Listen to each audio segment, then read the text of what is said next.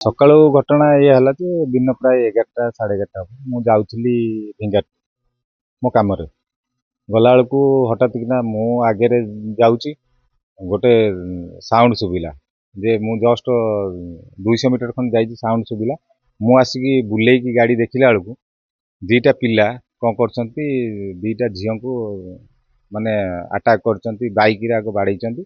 ତାପରେ ସେ ଝିଅକୁ ଗୋଟେ ଝିଅ ପଡ଼ିକି ଇଏ କରିଛି, ଗୋଟେ ପିଲା ତାକୁ ସିଭିୟର ଆଟାକ୍ କରିଛି, ମାନେ ତା ମୁଣ୍ଡ ଫୁଣ୍ଡକୁ ମାରିକି ଇଏ କରିଛି।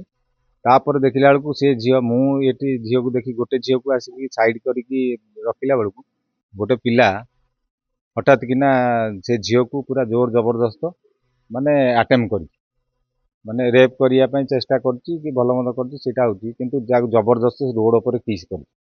ମୁଁ ଯେତେବେଳେ ପଚାରିଲି ଇଏ କିଏ, ନା ଆମେ ଚିହ୍ନିନୁ ଜାଣିନୁ। ତାପରେ ସେ ଖସି ଯିବାକୁ ଚେଷ୍ଟା କରିଥିଲେ, ମୁଁ ତାଙ୍କ ବାଇକ୍ର ଚାବିଟା ରଖିଦେଲି।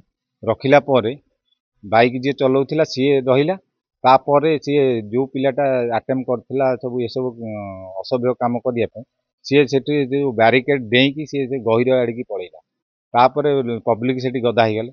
ଗଦା ହେଇଗଲା ପରେ ଲୋକମାନେ ପଚାରିଲେ କ'ଣ ହେଲା, ମୁଁ କହିଲି ଭାଇ ଏଇଭଳିଆ ଘଟଣା। ସେଇଠୁ ତାପରେ ଯାଇକି ତାକୁ ଯେଉଁ ଖୋଜାଖୋଜି କରିକି ଇଏ ହେଲା ବେଳକୁ ସେମାନଙ୍କୁ ବି ସେ ପିଲା ନାଲି ଆଖି ଦେଖେଇଲା, ସବୁ କରିକି ସେ ପିଲା ସେ ପବ୍ଲିକ୍ ଯିଏ ଦେଖିଲେ ଭୁଲ କରିଛି, ତାକୁ ମାଡ଼ ଦେଇଛନ୍ତି, କ'ଣ କରୁଛନ୍ତି ସେ ସବୁ ଅଲଗା କଥା।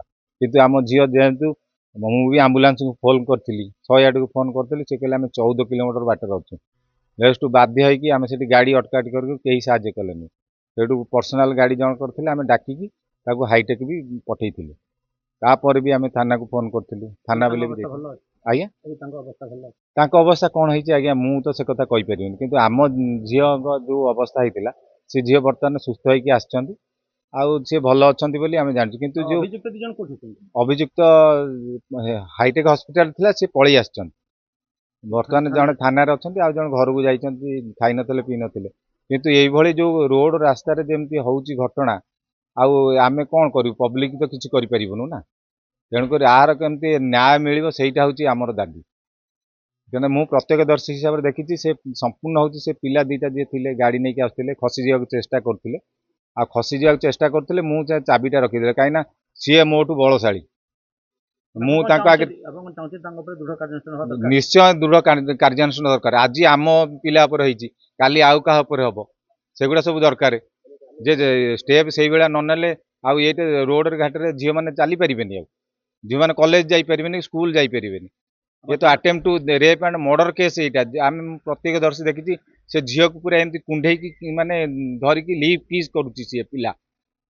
ସେ ପିଲା ପୁଣି ଜଣଉଛି, କହୁଛି ମୁଁ ଚାକିରି କରୁଛି ଥାନାରେ, ମୋର ଜିମ୍ ଅଛି, ଇଏ ଅଛି, ସବୁ ମାନେ ବଳଶାଳୀ ଦେଖଉଛି ସିଏ। ଏଫଆଇଆର ହଁ କହିବା ପରେ ବି ଏଫଆଇଆର ଦେଇଛନ୍ତି ସେମାନେ। ଯାହା ଏଫଆଇଆର ଦେବେ, ସାର୍ ଯାହା ରିପୋର୍ଟ ଦେବେ ସେଇଟା ହେଉଛି କଥା। କିନ୍ତୁ ଏ କେତେ ଦିନ ଚାଲିବ ଆଜ୍ଞା ଏ ଅନ୍ୟାୟ? ଆମେ କ'ଣ କେମିତି ସହିବୁ? ପବ୍ଲିକ୍ କେମିତି ଯିବେ ରୋଡ଼ରେ? ଝିଅମାନେ, ଆମ ଝିଅମାନେ ତ ରୋଡ଼ରେ ଯାଇପାରିବେନି।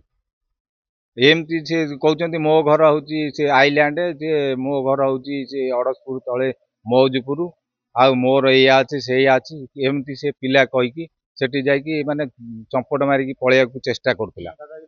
ଦାଦାଗିରି ବହୁତ ଦେଖେଇଛି। ପୋଲିସ ମାନେ ଆମେ ବି ଥାନା ଅଧିକାରୀଙ୍କୁ ଫୋନ୍ କରିଥିଲୁ, ସେମାନେ ବି ଯାଇଥିଲେ ସେଠି ଦେଖିଥିଲେ, ତାର କୋଉ ଭଳିଆ ପ୍ରାଦୁର୍ଭାବ ସେଠି ହେଉଥିଲା ସମସ୍ତେ ଜାଣିଛନ୍ତି।